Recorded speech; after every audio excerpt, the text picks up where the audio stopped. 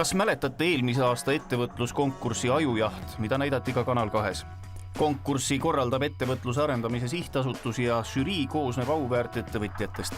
Ma täna vastupidi tunnen üle hulga aja, et mul on mingi sarnasus või kokkupuutepunkt Rein Kilgiga.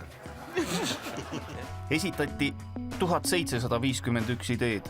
Selle tulemusel on loodud 20 uut töökohta. Investeeringuid on kaasatud umbes 2 miljonit krooni.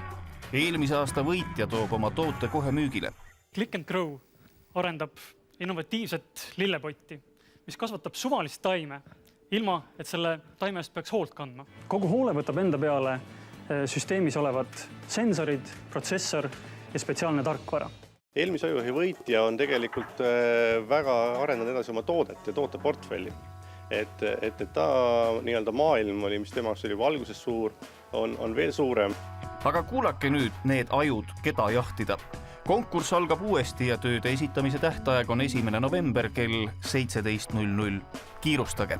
Ajujahis konkurssi osavõtus on kindlasti andnud inimestele eneseusku, enesekindlust oma ideid ellu viia, et kõik, kes osalenud on tagasisideks saanud palju olulisema punktina välja tuues, et see, mida ma kogesin, mida ma sain oma äriplaani elluviimisel toetust, teadmistes ja tutvustes on reaalne väärtus endale osavõtjatele. Tegelikult on praeguse elektrigeneraatorid nii umbes 100 aastat vanad, siis oleks nagu aeg turule millegi uuega ilmuda.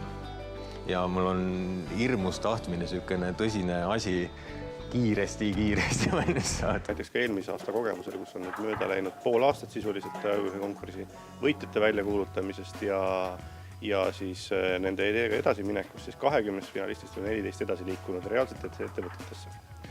Ja loonud reaalselt töökohti, kaasanud vähemalt 33 miljoni krooni ulatuses investeeringuid. Ma toodan liimpuitu, mitte ma ei oleta, vaid ma toodan.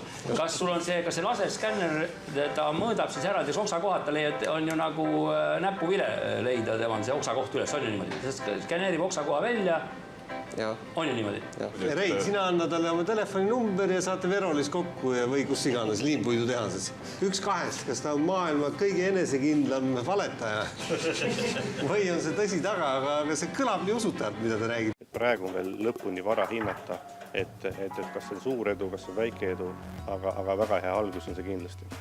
Et praegu on nüüd viimane aeg oma mõtte kirja panna ja tegelikult see ei pea olema lõpuni viimistletud, et ehk siis alati tundub, et see üks päev jääb puudu, siis igal juhul 1. novembriks oma idee kirja, väga head abivahendid on olemas ja nende juhendite järgi olla 1. novembril osalejate seas konkursil Ajujaht on suur samm edasi. Tahan väga loota, et praegu, kui ma kuulutan välja ettevõtluskonkursi noortele Ajujaht 2011, et see kujuneb samasuguseks aktiivseks osalejate poolest ja loomulikult sisukaks ja viljakaks nende tulemuste poolest.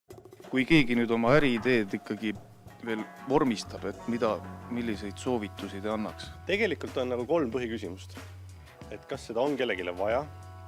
See on nagu võtmeküsimus.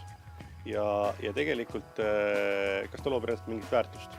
Ja kui kas seda on kellelegi vaja, siis mitte ainult eestlastele ja lätlastele, vaid ka laiemalt küsida iseendalt.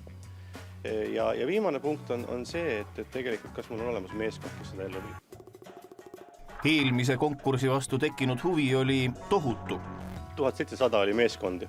Et tegelikult oli koos nende meeskondade taga kaasatud 3000 inimest. Et see on absoluutselt suurim hulk inimesi, kes üheaegselt on ettevõtluse suunas samaaegselt noortest liikuma pandud. 1. november on see tähtaeg, millal läheb värav lukku ja hakkab filtreerimise protsess, kus kohas siis saavad selgeks finalistid, kellega saab osaleda koos siis koolitusprogrammis ja sealt edasi siis finaali liikuda. Ka seekordne auhinnafond on 1 miljon krooni, mille panevad välja Eesti edumeelsed ettevõtted ja organisatsioonid. Kui te olete midagi välja mõelnud, ärge jääge kahtlema.